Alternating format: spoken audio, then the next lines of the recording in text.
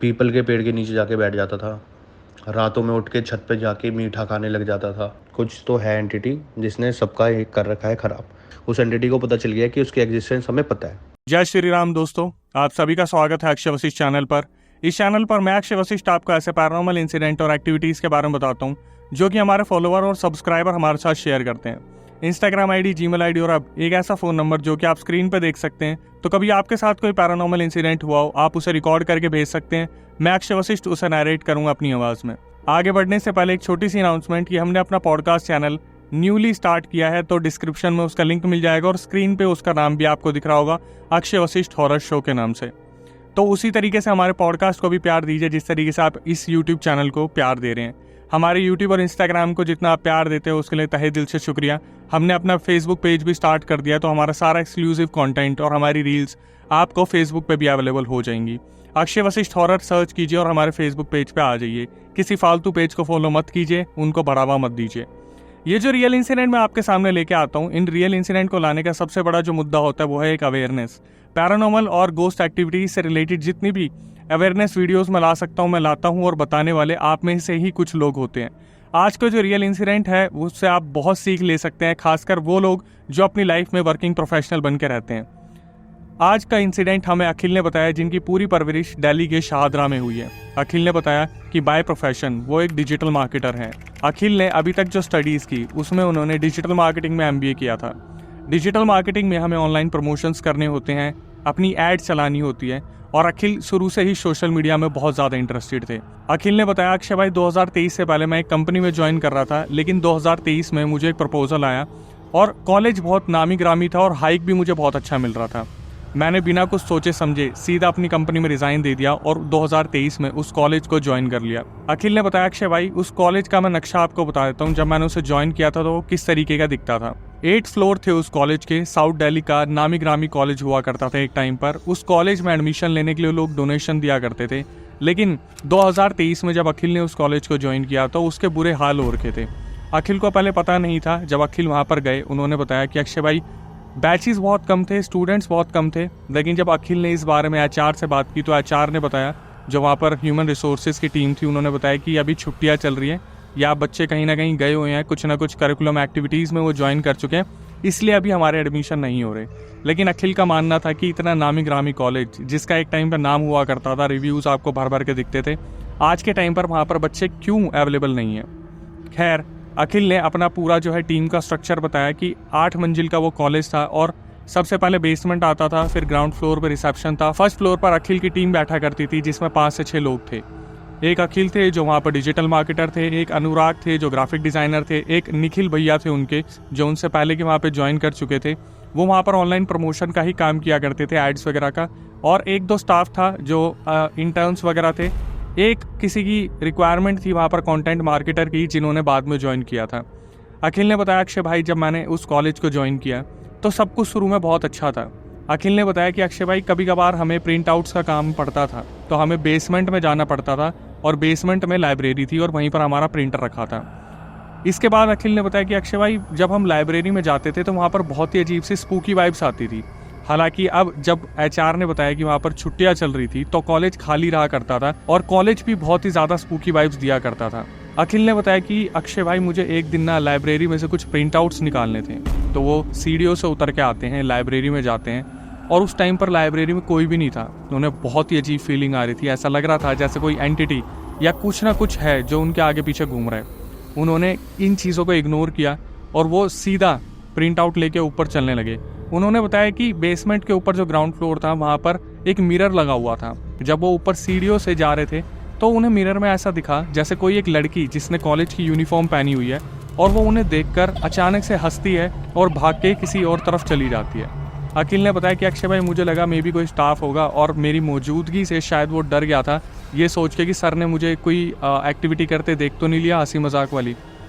अखिल ने इस चीज़ पर ध्यान नहीं दिया। इस बात को बीते 1 रात गुजरी, 2 रात गुजरी, 3 रात। 1 हफ्ते बाद अखिल ने बताया कि अक्षय भाई फिर मुझे दोबारा बेसमेंट में जाना था लाइब्रेरी में प्रिंट आउट्स निकालने के लिए। अखिल सीढ़ियाँ उतरते हैं, बेसमेंट में जाते हैं, डरे डरे, पता नहीं ऐसा क्या था बेसमेंट में जो सबको डरा के रखता था। अखिल वापिस आ रहे थे, फिर दोबारा ग्राउंड फ्लोर पे जब वो रिसेप्शन से ऊपर जा रहे थे जहाँ मिरर लगा था, उन्हें वही लड़की दिखती है उसी पोजीशन में खड़ी थी और उसी तरीके से हंस के अखिल को देखकर वो दूसरे कोने में भाग जाती है। आज अखिल के दिमाग में आता है कि यार ऐसा कैसे पॉसिबल है कि कोई लड़की एक ही जगह पर मुझे एक हफ्ते बाद दोबारा दिख रही है। अखिल वापस चलना शुरू करते हैं उस लड़की के पीछे पीछे, और जब अखिल धीरे धीरे उस लड़की को ढूंढना शुरू करते हैं तो वो लड़की उन्हें कहीं भी नहीं मिलती। ये उनके लिए एक ऐसी चीज़ थी जैसे किसी डर के माहौल की शुरुआत हुई थी, और उन्हें आगे जाके क्या क्या देखना था इस चीज़ का उन्हें कोई भी आइडिया नहीं था। ये सब देखने के बाद अखिल फटाफट से फर्स्ट फ्लोर पे आते हैं, और जो उनके निखिल भैया थे जो पहले से ज्वाइन करे बैठे थे उन्हें बताते हैं कि यार मैंने ना ऐसे ऐसे एक लड़की को देखा है और मुझे ऐसा लग रहा है जैसे यहाँ पर कोई ना कोई तो पैरानॉर्मल एक्टिविटी चल रही है। तो जो निखिल भैया साइड में जो उनके कलीग थे वो बहुत ही आराम से उन्हें संतुष्टि दे देते हैं बोल के कि भाई ऐसा कुछ भी नहीं है, तुझे ऐसा लग रहा है ऐसा कुछ नहीं है, यहाँ पे मैं काफ़ी टाइम से काम कर रहा हूँ। लेकिन जो निखिल भैया थे उन्होंने कभी अखिल को ये नहीं बताया था कि वो बेसमेंट में आज तक गए नहीं है, ना ही उनका कोई काम ऐसा होता था जिसकी वजह से उन्हें बेसमेंट में जाना पड़ता हो। इन सारी चीज़ों के बाद अखिल ने बताया कि अक्षय भाई एक हफ्ता गुजरा था, एक कंटेंट राइटर वहाँ पर हायर होती है जो कि एक लड़की थी। उसकी उम्र अखिल ने बताई कि मुश्किल से 24-25 साल होगी, और वो जो लड़की थी वो बहुत ज़्यादा सीखना चाहती थी। तो जब भी उसे काम नहीं होता था वो लाइब्रेरी में जाती थी और वहाँ पर घंटों घंटों बुक्स पढ़ा करती थी अपनी कंटेंट राइटिंग की क्वालिटी को और ठीक करने के लिए। लेकिन एक दिन उसके साथ भी ऐसा झटका होगा उसने भी कभी नहीं सोचा था। जब अखिल निखिल अपने कैबिन में काम कर रहे थे 2 इंटर्न्स के साथ, अचानक से जो कंटेंट राइटर थी वो ऊपर आती है और अखिल को बोलती है कि सर मुझे आपसे कुछ बात करनी है। अखिल बाहर आते हैं और थोड़ा आगे जाते हैं तो पूछते हैं उस कंटेंट राइटर से कि तुम्हें क्या हुआ, कोई प्रॉब्लम हुई है क्या। और वो जो कंटेंट राइटर थी वो बिना सोचे समझे सीधा अखिल के मुंह पर बोल देती है कि मुझे ऐसा लगता है कि यहाँ पर जो लाइब्रेरी है वो पक्का हॉन्टेड है। और अखिल ने जब ये चीज़ सुनी तो उन्हें अपनी सारी जो हुई चीज़ें थी, वो जो लड़की दिखी थी, वो सब कुछ उन्हें एक सेकंड में याद आ गया। अखिल बिना कुछ सुने सीधा उस कंटेंट राइटर को निखिल भैया के पास लेके जाते हैं और सामने सामने बोलते कि क्या हुआ अब बताओ। तो जो कंटेंट राइटर थी वो बता रही थी कि जब मैं लाइब्रेरी में जाती हूँ तो मुझे बहुत अजीब लगता है जैसे आगे पीछे कुछ है, लेकिन फिर भी मैंने इन चीज़ों पर ध्यान नहीं दिया। फिर उस कंटेंट राइटर ने बताया कि जब वो पढ़ रही थी, वहाँ पर किताबें पढ़ रही थी, चीज़ें देख रही थी, उन्हें ऐसा लगा जैसे उनका हाथ अचानक से बहुत ज़्यादा भारी हो गया। कुछ टाइम बाद उन्हें ऐसा लगा जैसे हाथ सो गया है, हो जाता है, झंझनाहट आ जाती है। तो उन्होंने हाथ उठाया और झटकाया एकदम से। फिर दोबारा जब हाथ रखा तो अचानक से एक हाथ उनके हाथ पे आकर रखा गया। कंटेंट राइटर ने बताया कि उन्हें ऐसा लगा जैसे किसी लड़की या किसी एक स्टूडेंट का हाथ था जो उनके हाथ पे रखा हुआ था। और ये चीज़ सुनने के बाद जो निखिल भैया थे वो भी बहुत बुरी तरीके से दहल गए थे, क्योंकि इस कॉलेज में अभी तक ऐसी चीज़ उनके सामने नहीं आई थी। लेकिन जो अखिल और कंटेंट राइटर वहाँ पर आई थी उन्होंने काफ़ी कम टाइम में ये चीज़ें वहाँ पर एक्सपीरियंस कर ली थी। अखिल ने जो एक चीज़ बताई थी कि अक्षय भाई वहाँ पर बैचेस तो कितने भी बन ले, लेकिन वहाँ पर स्टूडेंट्स और स्टाफ कभी भी नहीं रुकते थे। मतलब जो लड़के लड़कियाँ वहाँ पर कॉलेज में एडमिशन ले लेते थे, जैसे ही वो यहाँ पर पढ़ने आते थे अचानक से उनको कोई ना कोई फाइनेंशियल क्राइसिस हो जाता था, घर में कोई ना कोई प्रॉब्लम आ जाती थी, किसी वजह से यहाँ बैचेस नहीं बन पाते थे और स्टाफ भी 3 से 4 महीने से ज़्यादा रुकता नहीं था। ये तीनों आपस में बैठते हैं और डिसाइड करते हैं कि यहाँ पर हम किसी ऐसे इंसान से पूछते हैं जो सबसे पुराना हो। तो ये तीनों मिलकर एक IT वाले मेंबर के पास जाते हैं जो 1.5 साल से यहाँ पर काम कर रहा था, और उनसे पूछते हैं कि भैया हमें ऐसा लगता है जैसे ये कॉलेज जो है कुछ ना कुछ यहाँ पर दिक्कत है। पूरी बात नहीं बताते, लेकिन वहाँ पर ये चीज़ हाईलाइट कर देते कि बेसमेंट में कुछ प्रॉब्लम है लाइब्रेरी में।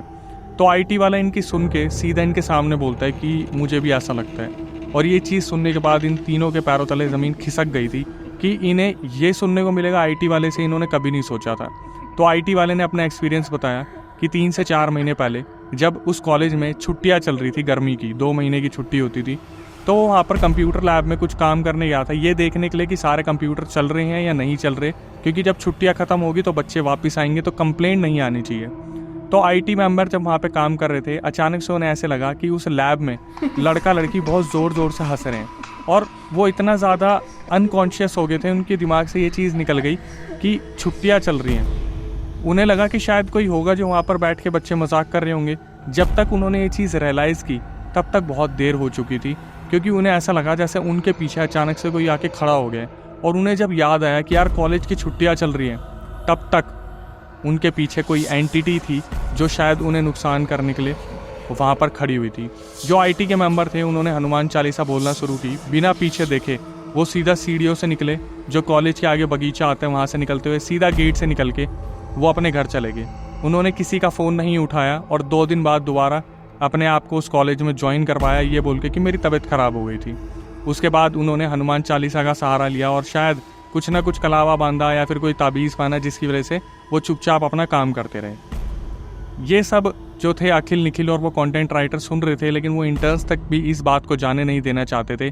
फिर भी इन्होंने फैसला लिया कि यार कुछ ना कुछ तो करना पड़ेगा, कैसे हम इस चीज़ का समाधान निकालें। और वो तीनों अपना दिमाग लगाना शुरू करते। शायद ये लोग भूल गए थे कि एक ऐसी लोकेशन पे है जहाँ पर जब तक इस लोकेशन का ये पर्दाफाश करते तब तक इनके सामने एक बहुत काला गहरा सच निकल के सामने आने वाला है। उस शाम ये तीनों अपने अपने घर गए और तीनों फ़ोन पर कनेक्टेड रहे और अचानक से बोलने लगे कि क्या हमें नौकरी करनी चाहिए या नहीं करनी चाहिए। लेकिन तीनों की हालात ऐसे थे कि इन्होंने ज्वाइन किया था, प्रोविज़न टाइम चल रहा था। अगर ये अचानक से छोड़ देते तो ये एब्सकॉन्ड हो जाते या फिर शायद उस कॉलेज से इन्हें बहुत बैड कैरेक्टर का सर्टिफिकेट मिल सकता था। तो इन्होंने डिसाइड करा कि हम कल कॉलेज जब जाएंगे तो और भी किसी पुराने को ढूंढेंगे और उससे पूछेंगे कि यहाँ का सच क्या है। तो ऐसा ही हुआ, जब ये तीनों आते हैं तो अखिल और निखिल कंटेंट राइटर को कैबिन में बैठा के बोलते हैं, बेटा इंटर्न्स के साथ आप काम करो, हम अभी आते हैं। क्योंकि कंटेंट राइटर वहाँ पर सबसे ज़्यादा जो थी डर रही थी इस चीज़ को लेके। तो अखिल और निखिल वहाँ पर पूछताछ करते तो उन्हें पता चलता है कि एक माली था यहाँ पर जो 5 साल से यहाँ पर काम कर रहा था, और वो जो माली था वो ज़्यादातर किसी से इंटरेक्शन रखता ही नहीं था। तो जब अखिल और निखिल उस माली के पास जाते हैं और उनसे पूछते हैं तो वो माली बताते हैं कि उनके भी एक सीनियर माली हुआ करते थे जिनके अंडर वो काम सीखा करते थे आज से 4.5 साल पहले। जो माली था उन्होंने बताया कि 4 से 5 साल पहले इस कॉलेज में दिवाली का एक फंक्शन मनाया जा रहा था, सेलिब्रेशन हो रहा था, और दोनों माली जो थे सीनियर जूनियर माली, उनको ये रिस्पॉन्सिबिलिटी दी गई थी कि कोई भी कॉलेज प्रीमिसेस में नहीं जाना चाहिए जब तक ये सेलिब्रेशन चल रहा है कॉलेज के बागीचे में। तो जो सीनियर माली थे वो जो अभी यहाँ पर at the same time present नहीं थे, उनका एक्सपीरियंस छोटे माली बता रहे थे। छोटे माली ने देखा कि जो बड़े वाले माली हैं जो उनके सीनियर है वो अचानक से दिवाली सेलिब्रेशन के बीच में एकदम से कॉलेज के अंदर जाना शुरू होते हैं और किसी से बात करने लगते हैं, जैसे उन्हें कोई ना कोई कॉलेज के अंदर जाता दिखा है। तो छोटे माली उनके पीछे भागते हैं और बड़े माली ऊपर चल रहे होते हैं। और बड़े माली जो थे वहाँ पर गार्डनर, वो किसी को आवाज़ दे रहे थे कि यहाँ पर मत जाओ, क्यों जा रही हो तुम, क्यों जा रही हो, कहाँ जा रही हो। पहले वो 6th फ्लोर पे पहुंचे, फिर 7th फ्लोर पे पहुंचे और 8th फ्लोर तक जो थे सीनियर गार्डनर पहुंच गए थे। उन्होंने अचानक से छत का गेट खोला और वो छत के बिल्कुल किनारे आ गए थे। तभी जो जूनियर गार्डनर थे उन्होंने एकदम से उन्हें रोका और बोला कि आप यहाँ क्या कर रहे हो, क्या हो गया। तो जो सीनियर गार्डनर थे उन्होंने बताया कि यार मैंने किसी लड़की को आते देखा और यहाँ पर आके वो लड़की अचानक से गायब हो गई। और जो जूनियर माली थे वो समझ चुके थे कुछ ना कुछ तो गड़बड़ है। वो जो सीनियर गार्डनर थे, जो सीनियर माली थे, उन्होंने सेम टाइम पर छुट्टी ले ली और वो वहाँ से चले गए। 1-2 घंटे बाद जो जूनियर माली थे जो उनके अंडर काम करते थे, उनके पास कॉल आता है सीनियर का, और वो बोलते कि मेरा एक्सीडेंट हो गया कश्मीरी गेट पे, मुझे एक बार लेने आ जाओ, मेरी हालत बहुत ख़राब है। तो जूनियर माली जो था, जूनियर गार्डनर, वो सीनियर को लेने निकलते हैं कश्मीरी गेट पे। जब वो वहाँ पहुँचते हैं, कॉल करते हैं, तो उनका जो सीनियर थे उनका फ़ोन नंबर ऑफ था। वहाँ पर कोई भी नहीं था, सुनसान पड़ा था कश्मीरी गेट का वो एरिया जहाँ पर उन्हें बुलाया गया था। ये चीज़ देख के वो बहुत हैरान होते हैं। तो वो वापस आ जाते हैं क्योंकि उनके घर की कोई भी नॉलेज नहीं थी जो जूनियर गार्डनर थे। वापस आने के बाद 1 दिन गुजरता है, 2 दिन गुजरता है, 3 दिन गुजरते हैं, 4 दिन, 1 हफ्ते बाद कॉलेज में पुलिस आती है पूछने के लिए कि सीनियर गार्डनर का कुछ भी अता पता नहीं चल रहा, वो कहाँ है। तो कैमरे में देखा गया कि दिवाली वाले दिन जो सेलिब्रेशन हो रहा था, सीनियर गार्डनर निकले और वो अभी तक 4-4.5 साल बाद तक, आज तक उनका कोई अता पता नहीं है, वो अभी तक गायब है। हुआ कि अखिल और निखिल ने इस चीज़ को सुन लिया और वो चुपचाप अपनी अपनी पोजीशन पर वापस आ गए। अखिल ने एक चीज़ को नोटिस किया कि उनके प्रेमिसेस में पंचमुखी हनुमान जी की एक फ़ोटो लगी हुई थी दीवार पे। अखिल 2 दिन की छुट्टी पे गए, तो जब अखिल वापस आते 2 दिन बाद, वो देखते कि यहाँ पर पंचमुखी हनुमान जी की जो फ़ोटो लगी थी वो यहाँ पर नहीं है। तो जो रेनोवेशन में काम कर रहे थे 2 बंदे, अखिल उनसे पूछते कि यहाँ पर फ़ोटो थी वो कहाँ गई। तो वो लोग बताते कि वो पेंट कर रहे थे, उस टाइम पे हनुमान जी की फ़ोटो ज़मीन पे गिरी और वो टूट गई थी, तो वहाँ से हटा दी गई। और अखिल के दिमाग में बार बार चीज़ें और ज़्यादा गहराई में जा रही थी कि एक के बाद एक चीज़ें ऐसी जुड़ती जा रही हैं कि आगे जाके पक्का कोई बहुत बड़ी चीज़ निकल के आने वाली है जो अभी दिख नहीं रही है। इसके बाद जो वहाँ पर एक अनुराग था, जो ग्राफिक डिज़ाइनर था, वो काफ़ी टाइम से छुट्टियों पे चल रहा था और अपनी छुट्टियों के बाद वो वापस ज्वाइन करते हैं इनकी टीम को, डिजिटल मार्केटिंग की टीम को। अनुराग जब वहाँ पे आते हैं तो अखिल, निखिल और कंटेंट राइटर आपस में डिस्कशन कर रहे होते हैं कि इस लोकेशन पे ऐसा ऐसा चल रहा है। तो जो अनुराग थे उनकी उम्र सिर्फ और सिर्फ 19-20 साल थी और वो बहुत ज़्यादा कॉन्फिडेंट थे अपने काम को लेके। काम में जितने ही माहिर थे उतना ही ज़्यादा जिद बढ़ने वाले थे। जब अनुराग इस चीज़ को सुनते हैं कि भाई कॉलेज को हॉन्टेड बनाया जा रहा है या फिर लाइब्रेरी को हॉन्टेड बताया जा रहा है, तो वो सीधा बोलते हैं अनुराग उन तीनों के मुंह पे कि तुम्हें ऐसा लगता है यहाँ पे भूत है, चलो मैं जाता हूँ लाइब्रेरी में और 10-15 मिनट बैठ के आता हूँ, देखता हूँ क्या है। अनुराग को ये लोग रोकते हैं कि अनुराग ऐसा मत करो, हमें बहुत सारी चीज़ें फील हो रही हैं। अनुराग जाते हैं, 10-15 मिनट बैठते हैं और वापस आके बोलते हैं कि तुम्हारा भ्रम है, वहाँ पर कुछ भी नहीं है, मैं 15 मिनट बैठ के बुक पढ़ता रहा, मुझे ऐसा कुछ भी फील नहीं हुआ। और अनुराग वापस आके अपने कैबिन में काम करने लग गए। जब से अनुराग लाइब्रेरी से वापस आया था, अखिल एक चीज़ नोटिस कर रहा था कि उनके बिहेवियर में कुछ ना कुछ तो चेंज आया है। अनुराग जब वापस आए और अपने कैबिन में बैठे, उसके बाद उनका व्यवहार बदल गया और 4-5 दिन बाद वो पर्सनैलिटी पूरी बदल गई अनुराग की। अखिल ने बताया कि अक्षय भाई अनुराग बहुत ज़्यादा चिढ़ने लगा, किसी भी बात पे बहस कर लेता, छोटा था, हम भी कुछ नहीं बोलते थे, लेकिन उसका व्यवहार बहुत ज़्यादा अजीब हो गया। अखिल ने बताया अक्षय भाई ये सारे इंसिडेंट के बाद एक दिन मैं वापस आ रहा था लंच करके, जब सब अपने कैबिन में बैठे हुए थे और मैंने देखा कि अनुराग कुछ ड्राइंग बना रहे हैं और हंसे जा रहा है और उस ड्राइंग से कुछ बात कर रहे हैं। तो अखिल इस चीज़ को देख के बहुत ज़्यादा डर गए कि यार ये अनुराग किससे बात कर रहे हैं, ड्राइंग बना रहे हैं, अजीब तरीके से रिएक्ट कर रहे हैं। तो अखिल अंदर जाते हैं और अनुराग को बोलते कि क्या हो गया भाई, क्या ड्राइंग बना रहे हैं। तो अनुराग एकदम से झटपटा जाते हैं और बोलते कि ड्राइंग, कौन सी ड्राइंग। तो वो देखते हैं कि उनके हाथ वहाँ पर कुछ कर रहे थे, लेकिन अनुराग को कुछ सेंस में नहीं था। तो अखिल जाते और निखिल को अपने साथ लेके आते कि देखिए ये ड्राइंग बना रहा था और ये बोल रहा है कि मैंने तो बनाई नहीं। तो अखिल वो पूरी ड्राइंग उसके हाथ से लेते हैं अनुराग के, और निखिल अनुराग को बोलते हैं कि अबे कोई नहीं, तू काम कर ले, हम देख लेंगे, चल कोई नहीं। अखिल और निखिल निकलते हैं और जब वो उस ड्राइंग को देखते हैं, जो उन्होंने देखा उस पर वो आज तक बिलीव नहीं कर पाते। अखिल ने बताया कि अक्षय भाई उस ड्राइंग में अनुराग ने पूरे कॉलेज का मैप बना रखा था, एक एक एंट्रेंस से लेके कहाँ रिसेप्शन था, कहाँ लाइब्रेरी थी, सब कुछ 8th फ्लोर तक का पूरा मैप बना रखा था उस एक पेज पे। अखिल ने बताया कि उन्होंने देखा कि हर जगह ना डॉट लगे हुए थे, जैसे ग्राउंड फ्लोर पे एक डॉट था, बेसमेंट में एक डॉट बना हुआ था और फर्स्ट फ्लोर जो था उस पर 4-5 डॉट बने थे। तो अखिल ने अपना दिमाग लगाया कि यार ये डॉट क्या है, और अखिल ने थोड़ा सा दिमाग लगाया और गिनना शुरू करा। तो एक्चुअली में वो जो डॉट्स थे वो 34 डॉट्स थे जो अलग अलग जगह पे थे। तो अखिल ने निखिल को बोला भाई मुझे ऐसा क्यों लग रहा है जैसे ये सारे स्टाफ की काउंटिंग डॉट्स के अकॉर्डिंग इसने कर दी है। और निखिल बोला पागल है क्या, मजाक कर रहे हैं, ऐसा कैसे हो सकता है कि यहाँ पर इतना स्टाफ है और इसे एग्जैक्ट पता है। तो ये लोग सीधा गार्ड के पास जाते हैं और गार्ड से पूछते हैं कि भैया यहाँ पर कितने का स्टाफ है। तो गार्ड इनके सामने एक ऐसी स्टेटमेंट रख देते हैं जिसको सुनने के बाद ये बुरी तरीके से दहल जाते हैं। गार्ड इनके सामने एक्चुअली उस डॉट्स की तरीके से रिएक्ट करता है कि रिसेप्शन पे वाली मैम है, और वो जो गार्ड है इनके सामने काउंट करके बोलता है सर 33 जनों का स्टाफ है। और ये पेपर में देखते हैं कि 34वां कौन है। तो 34वां ये देखते हैं लाइब्रेरी में एक डॉट लगा हुआ है, मतलब लाइब्रेरी की एंटिटी शायद अनुराग को दिख गई थी या अनुराग पोजेस हो गया था, और उस डॉट को भी उसने 33 में एक प्लस करके काउंट कर दिया था। अब ये गार्ड को तो कुछ नहीं बोलते, लेकिन ये बहुत बुरी तरीके से दहल जाते हैं कि अनुराग कहीं चपेट में तो नहीं आ गया, लेकिन आगे अनुराग का क्या होने वाला था ये सच में बहुत डरावना था। ये सब कुछ चल रहा था। 2 दिन बाद अखिल ने डिजिटल मार्केटर्स की एक मीटिंग रखी जिसमें सबको बुलाया। वहाँ पर सब आए लेकिन अनुराग नहीं आया। मीटिंग ओवर होने के बाद अखिल उसके कैबिन के बाहर से जा रहे थे, जब उन्हें ऐसा लगता है कि अनुराग किसी से बैठ के वहाँ पर बात कर रहे हैं। तो अखिल बहुत ज़्यादा इस चीज़ को देखकर दहला जाते कि अकेला बैठकर किससे बात कर रहे हैं। कोने में एक कैबिन ले रखा है जहाँ पर कोई भी आता जाता नहीं है, लेकिन अनुराग किसी से बात कर रहे हैं। अखिल उनके सामने से निकलते हुए ज़ोर से एक बार जूता दे के मारते हैं ताकि वो अनुराग का टेंशन ग्रैब करे, और ऐसा ही हुआ। अनुराग ने एकदम से देखा और वो बोला अखिल सर आप। तो अखिल बोलते हैं उनसे कि आप मीटिंग में क्यों नहीं आए। तो वो अजीब सा रिएक्शन देते, कौन सी मीटिंग, आपने मुझे बुलाया था। अखिल बोलते कि हाँ मैंने आपको बुलाया था। अनुराग जो थे वो बहुत अजीब सा रिएक्ट करते, वो बोलते कि सॉरी सर शायद मुझे ध्यान नहीं होगा। लेकिन अखिल समझ चुका था कि अनुराग के ऊपर कोई एक एंटिटी है जो बहुत ज़्यादा हैवी होती जा रही है। इसके बाद अखिल ने एक डिसीजन लिया कि वो पंचमुखी हनुमान जी की फ़ोटो सबके कैबिन पर लगाने वाले हैं। अगले दिन वो अपने साथ प्रिंट आउट करवा के बाहर से फ्रेम करवा के 5-6 पंचमुखी हनुमान जी की फ़ोटो लेके आए और सबके कैबिन पे लगा दिया।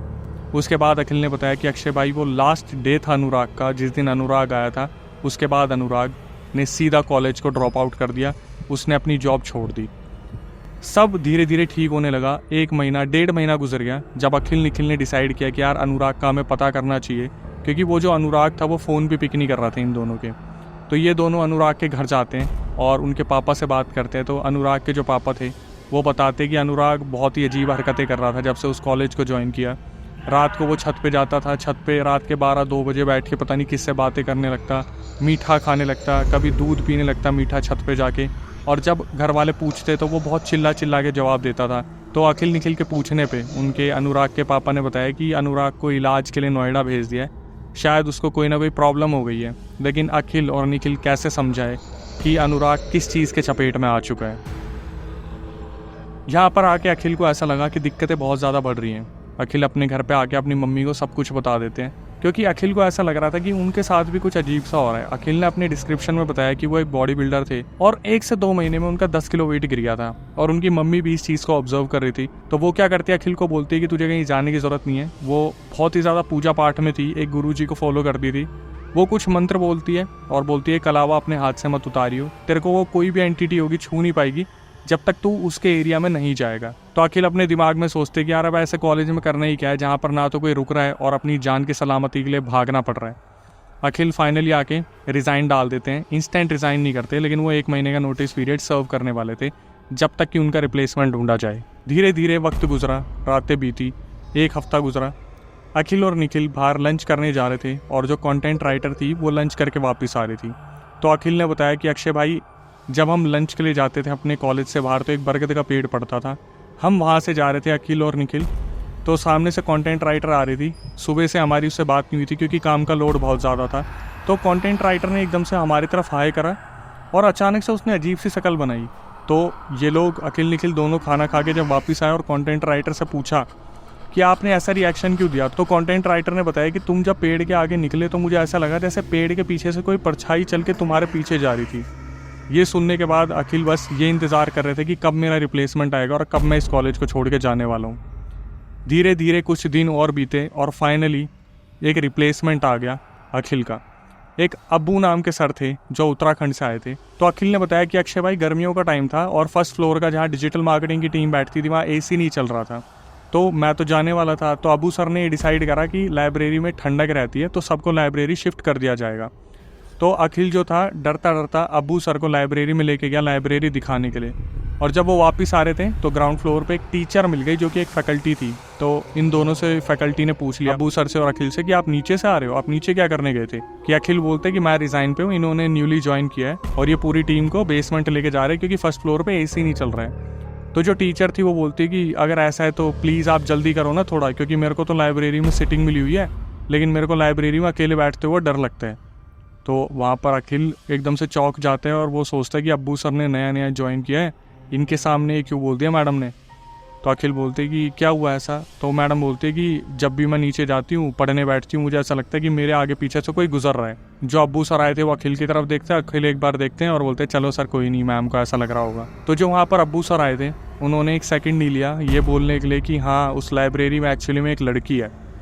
और अखिल ने बताया कि अक्षय भाई, मेरा ऐसा रिएक्शन था कि इन्हें ना अभी तक कुछ बताया ना इनके सामने कोई बात छेड़ी, और अब्बू सर ने अचानक से कैसे बोल दिया कि वहाँ पर एक लड़की है। तो जो अब्बू सर थे उन्होंने 1 सेकंड में बोल दिया वहाँ लड़की है, और अखिल बोला कि आपको कैसे पता, मतलब ऐसा कुछ है। तो अब्बू बताते हैं कि मैं उत्तराखंड का हूँ और हमें ये थोड़ा सा गॉड गिफ्टेड होता है कि हमें एंटिटीज़ ऐसे महसूस हो जाती है। तो जब हम लाइब्रेरी से वापस आ रहे थे, हम लाइट ऑफ कर रहे थे, तो मुझे एक लड़की का वहाँ चेहरा दिखा था जिसके लंबे बाल थे और एक फेस दिखा था बहुत ब्लरी सा। तो मैं पक्का कह सकता हूँ यहाँ कोई ना कोई लड़की की एंटिटी है जो लाइब्रेरी में है। अब ये सुनने के बाद अखिल बहुत ज़्यादा कंफ्यूज और बहुत ज़्यादा डरा हुआ था, और निखिल ने भी ये चीज़ सुन ली थी और वो जो कंटेंट राइटर थी उन्होंने भी ये चीज़ सुन ली थी। कंटेंट राइटर ने तो उसी दिन सब कुछ छोड़ दिया वहाँ से और अपने घर चली गई। तो अखिल अपने घर आते हैं और अपनी मम्मी को बताते हैं कि मम्मी आज ऐसे ऐसे एक सर आए थे, उन्होंने सब कुछ बता दिया और आपको पता है अनुराग को पागल घोषित कर दिया उनके घर वालों ने। तो जो अखिल की मम्मी थी वो बोलती कि चलो कोई नहीं, हम गुरुजी से मिल के आते हैं, गुरुजी से देखते हैं कुछ अगर गुरुजी इसका सॉल्यूशन बताए तो अखिल और उनकी मम्मी जब गुरुजी के पास जाते हैं उनके, तो गुरुजी सामने से बोल देते हैं हाँ ज़्यादा पैसे कमा लिए कॉलेज में जाके। कितने ज़्यादा पैसे मिले, 15,000 20,000, बेफालतू में पंगे ले लिए ना। तो अखिल हैरान हो जाते कि गुरुजी को किसने बताया। तो गुरुजी से बोलते कि गुरुजी आपको कैसे पता। तो गुरुजी बोलते हो तो शुक्र कर तेरी माँ के कलावे ने बचा लिया तुझे, वरना तेरी छाती पे बैठ के रोज़ रात को खून पी रही थी, 10 किलो गिर गया ना, बहुत बॉडी बनाने का शौक था तुझे, अब देख तेरा क्या हाल हो रखा है। और अखिल के पैरों तले ज़मीन खिसक गई ये सुन के कि वो एंटिटी का अगला टारगेट वही थे, क्योंकि अखिल सबसे ज़्यादा लाइब्रेरी में विज़िट करते थे। तो गुरुजी से पूछा जाता है कि गुरुजी क्या करा जाए। तो वो बोलते कि तेरा जो दोस्त था अनुराग, उसे भी तो पागल कर दिया, नोएडा भेज दिया ना मामा जी के पास, अच्छा वाला लड़का था, ज़बरदस्ती पंगे ले लिए, अब कुछ नहीं हो सकता उसका। तो अखिल बोलते कि गुरुजी कितने सारे लोगों की नौकरी चली जाएगी, उस जगह को अगर हम साफ़ कर दे तो गुरुजी बोलते कि कुछ नहीं हो सकता, वहाँ पर कोई सफाई नहीं हो सकती, वो लड़की कहीं नहीं जाएगी, वो उसका घर है। तो अखिल पूछता कैसे, तो गुरुजी बताते कि 6 साल पहले वो लड़की बिहार से आई थी, यहाँ पर दिल्ली में उसके ऐसे कुछ लफंगे दोस्त बन गए और वो बहुत पुअर फैमिली से थी, मार्क्स बहुत कम आए, घर वालों को वो फेस नहीं कर पाई, तो उसने अपने आप को उस लाइब्रेरी में ख़त्म कर लिया और तब से उसकी आत्मा वहीं भटक रही है। अब अखिल इस चीज़ को सुन के बहुत ज़्यादा डिस्टर्ब हुए, तो गुरुजी ने बोला कि तू आज के बाद उस कॉलेज में नहीं जाएगा, छोड़ दे उस कॉलेज को और अपने घर बैठ जा, नई नौकरी ढूंढ ले। तो एचआर को जब कॉल करा अखिल ने बताया कि मैं नहीं आ सकता, इंस्टेंट रिज़ाइन दे रहा हूँ, तो एचआर के बहुत ज़्यादा बोलने पर उन्होंने बता ही दिया कि मेरे को ऐसे ऐसा लगता है हॉन्टेड है। एचआर ने सामने से बोल दिया कि भाई मैंने आपको खुद नहीं बताया, 1-1.5 महीने बाद मैं खुद जा रहा हूँ, क्योंकि मुझे ऐसा लगता है कि मेरे को भी जो है कोई ना कोई एंटिटी दिखती है इस कॉलेज में। मतलब लगभग वहाँ पर जितने भी लोग छोड़ के जा रहे थे उस कॉलेज को, सबका एक ही रीज़न था कि इस कॉलेज में कुछ ना कुछ है, लेकिन शायद डायरेक्टर ऑनर नहीं मानने को तैयार थे इस चीज़ के, जिसकी वजह से वो बाहर रहते थे और दूसरे जितना भी स्टाफ होता था, कॉलेज के स्टूडेंट्स होते थे, वो बहुत परेशान होते थे। अखिल का मानना है कि आज भी उस कॉलेज में, उस लाइब्रेरी में कुछ ना कुछ ऐसा है, वो एंटिटी भटक रही है, जिसकी वजह से वो कॉलेज अब धीरे धीरे बर्बाद होता जा रहा है। मैं कॉलेज का नाम नहीं बता सकता, लेकिन मैं गारंटी देता हूँ कि आप वहाँ पे जाओगे नहीं, क्योंकि अब उस कॉलेज में ना तो स्टाफ है ना ही बच्चे हैं। अखिल ने बताया कि मैंने, निखिल ने और जो कंटेंट राइटर थी, सब ने जॉब छोड़ दिया, अब हम नई जॉब ढूंढ रहे हैं। तो अभी मेरी जब अखिल से इस बारे में कॉल पे बात हुई तो उन्होंने बता दिया कि मैं इंटरव्यू पे गया था और मेरी नई जॉब लग गई है। और उन्होंने खुद ने बोला कि मोरल ऑफ द स्टोरी भाई यही बोलना कि जब आपको लगे कहीं पे आपको हाइक मिल रहा है, कहीं पे आपको बेटर अपॉर्चुनिटी मिल रही है और उम्मीद से ज़्यादा मिल रहा है, तो कुछ ना कुछ गड़बड़ है। अखिल ने बताया कि मैं इसी लालच में फंसा था और मैं नहीं चाहूँगा कि आगे आने वाली जनरेशन इस चीज़ से गुजरे। तो आगे आके मैं भी इस चीज़ से बिल्कुल एग्री करूँगा और यही बोलूँगा कि जो हमने नया पॉडकास्ट चैनल स्टार्ट करा है उसका डिस्क्रिप्शन में लिंक आपको दिख जाएगा और स्क्रीन पे भी दिख रहा होगा। उसका नाम है अक्षय वशिष्ठ हॉरर शो, जहाँ पर हम पॉडकास्ट अपडेट करते हैं। आप भी पॉडकास्ट का हिस्सा बन सकते हैं। प्रक्रिया में आपको बता देता हूँ, व्हाट्सएप पे आपको पूरा अपना रियल इंसिडेंट शेयर करना है, उसके बाद आपका पूरा इंसिडेंट जो है सुना जाएगा, टीम आपको कांटेक्ट करेगी। दिल्ली में हमारा पॉडकास्ट सेंटर है, आप आके ऐसे अवेयरनेस के बारे में बता सकते हैं ताकि जनरेशन सीख सके। कभी आपके साथ कोई पैरानॉर्मल इंसिडेंट हुआ हो तो आप उसे रिकॉर्ड करके हमारे नंबर पे भेज सकते हैं, जो कि स्क्रीन पे भी दिख रहा होगा और डिस्क्रिप्शन में भी दिख रहा होगा। इसके बाद यही कहूँगा, जो इंस्टाग्राम यूट्यूब को आप प्यार दे रहे हो उसके लिए तहे दिल से शुक्रिया। फेसबुक हमने अपना स्टार्ट कर लिया, user name Akshay Vashishtha horror, तो उसी को फॉलो कीजिए, किसी फालतू को मत फॉलो कीजिएगा। आखिरी में यही कहूँगा, जो न्यू व्यूवर्स आए हैं वो चैनल को सब्सक्राइब कर लें, बेल नोटिफिकेशन ऑन कर लें, ताकि ऐसी अवेयरनेस वीडियो आपके पास आती रहे, पैरानॉर्मल अवेयरनेस वीडियो, जिससे आप सीख सकें। तो इसे शेयर भी ज़रूर करना अपने वर्किंग प्रोफेशनल दोस्तों के साथ, ताकि वो भी अपनी राय कमेंट सेक्शन में बताएं। और नई वीडियो, नए पॉडकास्ट आने तक stay tuned with the channel. मैं सीधा घर आ गया, मैंने एचआर को बोल दिया, मैंने कहा मैं नहीं सर्व कर पाऊँगा, ऐसे ऐसे है और मुझे प्लीज़ आप यहाँ से रिलीज़ कर दो। और भाई आज मैं घर बैठा हूँ और मेरे साथ साथ जो निखिल भाई थे वो भी घर बैठे हैं। वहाँ पे इस टाइम जो मेरी रिप्लेसमेंट थी वो हैं, एचआर है और 4-5 एम्प्लॉयज़ हुए हैं, बाकी सारे एम्प्लॉयज़ चले गए।